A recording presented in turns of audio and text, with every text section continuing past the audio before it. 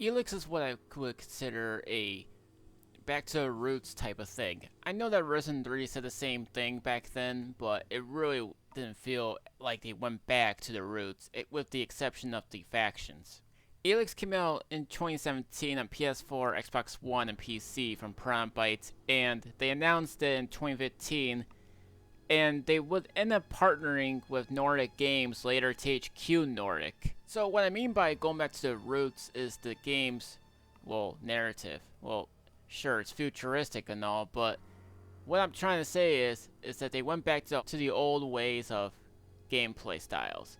What I mean is the difficulty curve, and they brought back level progression. Yeah, something that was absent in Resident 2 and 3. So they basically brought that back, but they added in some brand new stuff in this game. But some of the newer stuff about this game is that every time you level up, you can upgrade your attributes at any given time.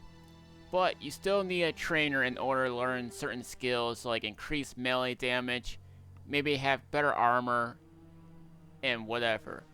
But I should mention something that's quite different about this. Even though this game has three factions, the Berserkers, the Clerics, and the Outlaws, depending on which faction you can join, it can pretty much alternate your experience. What I mean by this is that any faction you join in the game, they have exclusive skill sets. So meaning you're gonna have to look over which skill set you want before you start to join. If you're satisfied with what they have, you can do that. Do what they ask you to do, and you can also ask for promotions. But you're gonna need to be in a certain level in order to have certain ranks. Like being level 15 and level 25, for example. Like, the level 25 would just be a paladin. But again, you're gonna need to work your way through and continue to do more tasks in order to do such thing in the game. As always, you play as whatever his name is.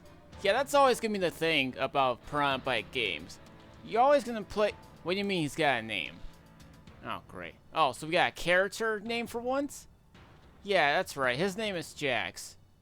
I can't believe I'm saying this. It sounds like a freaking girl's name, if I'm not mistaken. Seriously, think about it. Anyways, what Jax is that he was originally an Alp soldier, and he was getting executed, which didn't go according to plan in terms of execution, because he's still alive. And he stopped taking Elex. Well, Elex is a thing where think of it as more of a drug or whatever. And it doesn't give you any sort of emotions or whatever, and your skin color pretty much changes because of the Elex. Speaking of Elex, you can drink it in the game, which can give you some attributes, or maybe XP, or maybe a skill point. But that depends on how large the drinks are in the game, which you can craft. Oh, and by the way, for an instance, the cold meter, it's pretty much similar as to how the soul meter is in Resident 3. It's supposed to represent the whole, like, emotions or whatever in the game. Because, you took in all the Elex and you're trying to learn all the emotions. Look, if the voice acting of Jack's gonna put you off, just remember, he had no emotions, so just bear with it. But like I said, you have a choice of choosing whichever three factions you can join in the game itself. I should also mention this isn't the first game to use guns, but they did bring some other guns like assault rifles or like laser guns, shotguns. They still have the bow and arrows, and they also have like, they're all just there in the game. There's flamethrowers too. I should mention they got some heavy weapons now in the game. So heavy weapons like flamethrowers are a huge thing in the game, which you can also increase the damages of those weapons as well when you progress through the game. But again, you're gonna need certain attributes in order to meet some conditions. Now I should mention you can customize your experience in terms of difficulty. The game has a stamina bar, which has been pretty much absent since Gothic 3. Yeah, the first time that Piranha Bytes had a stamina bar was in Gothic 3, believe it or not. But they managed to bring him back just for this game, and its sequel. I should mention that if you guys don't like the stamina bar, you can always turn it off in the difficulty settings or whatever. Even if you're playing a game on easiest difficulty, it's still hard regardless, so just bear with it. What's also new is the jetpack exploration. Yeah, so you can maybe explore wherever it is that you want to explore. And the reason I say this is because if you use a jetpack to explore certain things like towers or maybe some hidden little places here and there, it can be pretty much rewarding, and it just feels like a sense of accomplishment and pride. But like I said, if you use a jetpack, you can explore in some areas of the game, and you could just find some secrets, like maybe money and whatever. The Elex is the money in the game, or they call it shards, just for, you know. But regardless of that, it's the same thing. But like I would just say, the game will feel punishing, but if you get the right gear and whatever, you'll be able to be fine with the game for what it is. I recommend completing a lot of quests, because that's how you can pretty much level up a lot faster. Just take my word for it, it's just like that. I mean, if you play Gothic 1 and 2, and if you did the same thing as I once say or whatever, then you get what I mean. Same goes with the first Risen game. You know, that should go with all the Piranha Byte games. You should complete quests, so that way you can pretty much level up a lot quicker, so you don't have to deal with some punishing enemies in the game itself. But there is a couple of ways you could earn Elex in the game. You can complete quests, maybe kill some enemies, well that just depends really. Or you can mine them. Yeah, you can even mine money in the game, believe it or not, you can actually do that. You're gonna need a jackhammer though, but I'm pretty sure, if I'm correct, if you pretty much increase your mining skills, you should get a lot more than you, well, should be looking for. But in case you guys want to know the factions, I'll tell you some of the skill sets that might convince you. If you want to play it as some sort of mage class, the Berserkers are for you.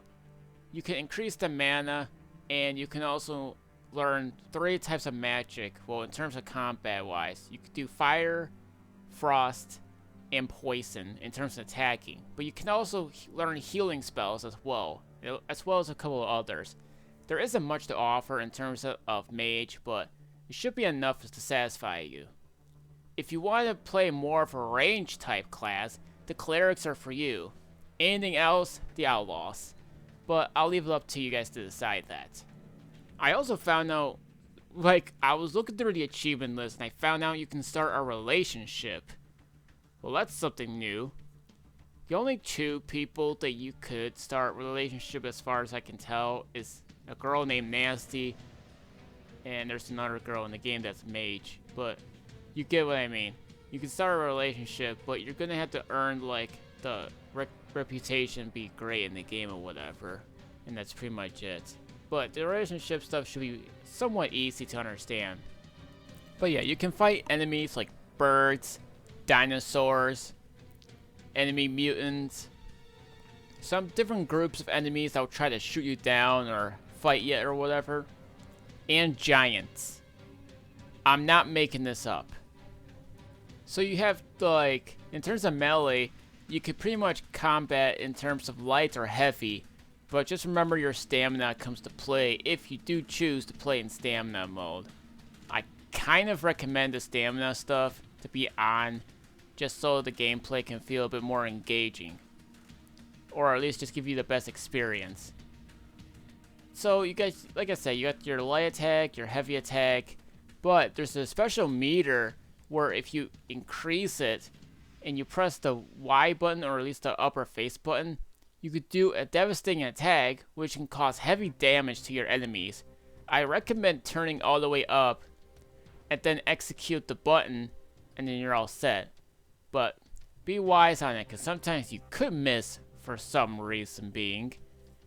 I also pretty much want to say there were a bit times where I felt like the game was a bit, I don't know, broken a little bit in terms of the combat, because sometimes the hitbox can be pretty annoying in the game.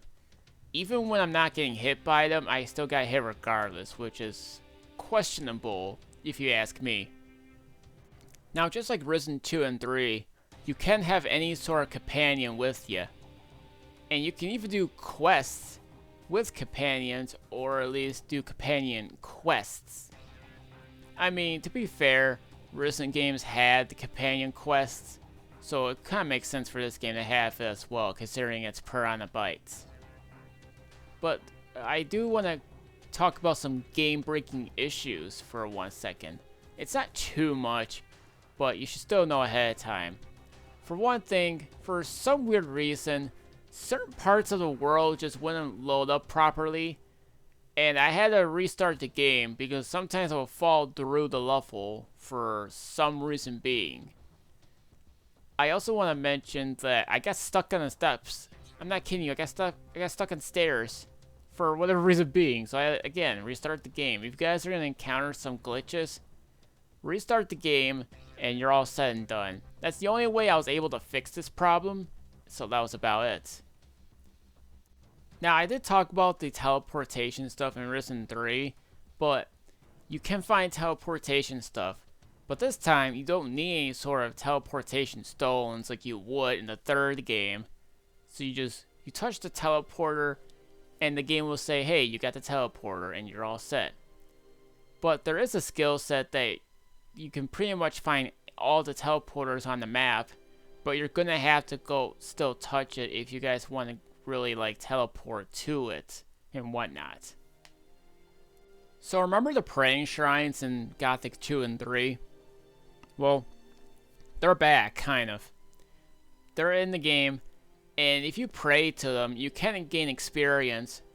They look like red pillars or whatever, but I should have just mentioned, if you want to try to level up a little bit faster, then that's another way you can pretty much level up.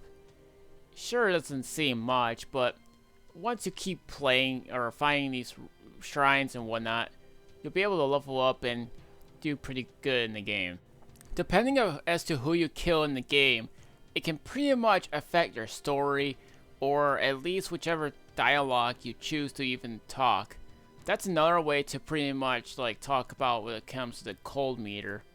They all have like their own decision making in the game, and there is a couple of different endings in the game as well, whichever decision you choose to do in the game itself.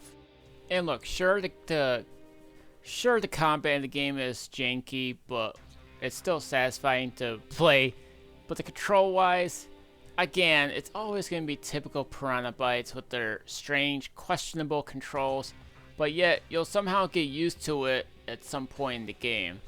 There's at least a couple of different endings depending on what you're doing in the game, but that's all I can really say. They all feel the same, but some of the scenery has changed. But what is different about any other Piranha Bytes games is that you can actually go on to continue to explore if you really want to. So yeah, you could just do that if you really like to. So you can just explore, you can talk to other people, or maybe do some quests that you may have missed.